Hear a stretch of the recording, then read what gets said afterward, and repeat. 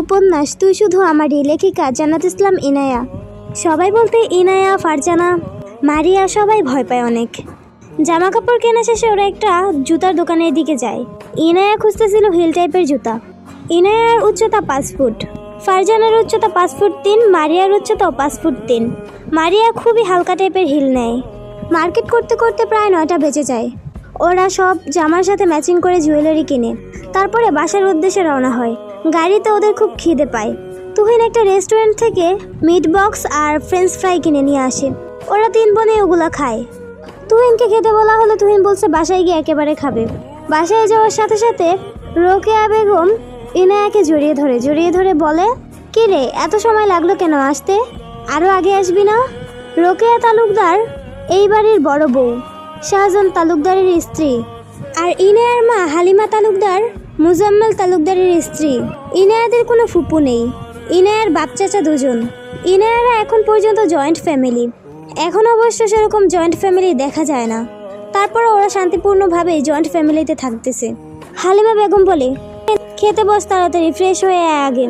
ইনায়া বলে, আম্মু আমি কিছু খাবো না, আমি গাড়িতে খেয়ে আসছি। মারিয়া আর ফারজানাপুকে জিজ্ঞেস করো ওরা কিছু খাবে নাকি। রোকেয়া বেগম বলে, আরে বোকা, না খেলে অসুস্থ হয়ে যাবি। ইনায়া বলে, কাকিমা কিছু হবে না। রোকেয়া বেগম ইনায়াকে আর ফারজানাকে অনেক ভালোবাসে, তার নিজের মেয়ের মতোই। তারপরে ওই সিঁড়ি বেয়ে উপরের তলায় উঠতে থাকে। পিছন থেকে তুহিন বলে, তোর না কিছুদিন পর মেট্রিক পরীক্ষা, প্রাইভেট পড়বি কারো কাছে, ঠিক করে দিব? ইনায়া বলে, না ভাইয়া, স্কুলেই প্রাইভেট পড়ি, ওটাতেই হবে। তুহিন আর কিছু বলে না। ইনায়া চলে যায়। ইনায়া ঘরে গিয়ে দেখে ফারজানা আরিফের সাথে কথা বলতেছে। আরিফ হচ্ছে ফারজানার হবু জামাই। আপু একটু আস্তে কথা বলো না, ঘুম আসতেছে অনেক আর আমি অনেক টায়ার্ড। ফারজানা বলে, আর মাত্র কিছুদিন, তারপর তোকে আর জ্বালাবো না। না আপু, সেজন্য বলি নাই, ঘুম আসতেছে তো সেজন্য বললাম। ইনায়ার কথার উত্তরে ফারজানা বলে, একটু কষ্ট কর। তারপর ইনায়া কোনো মতো খেয়ে ঘুমিয়ে যায়। পরদিন 7টা বাজে ইনায়া ঘুম থেকে উঠে ফ্রেশ হয়ে একটু ব্যালকনিতে বসে থাকে। 9টা বাজে যায় খাবার টেবিলে। এতক্ষণে ইনায়া ব্যালকনিতেই বসেছিল, নিচেও আসে নাই। আর ফারজানা তো আরিফের সাথে কথা বলতেই ব্যস্ত। খাবারের জন্য ইনায়া ফারজানা নিচে যায়। ফারজানা রোকেয়া বেগম এবং হালিমা বেগমের সাথে বসে। তুহিনের পাশের সিটে ইনায়া বসে। ইনায়া আর তুহিন দ্রুত খেয়ে উঠে যায়। তুহিন মূলত কোথাও যাবে। ইনায়া আর তুহিন যাওয়ার পর রোকেয়া বেগম বলে, ফারজানার বিয়েটা শেষ হোক, তারপরে ওদের ব্যবস্থাও কিছুদিন পর করা হবে। বিয়ে এখন না দিলেও ডেট দিয়ে রাখবো। ফারজানা বলে, কাকি বুঝলাম না, কি বললো? রোকেয়া বেগম বলে, তোরা তো জানিস না, আমরা সবাই চাইতেছি যে তুহিনের আর ইনায়ের বিয়েটা হোক।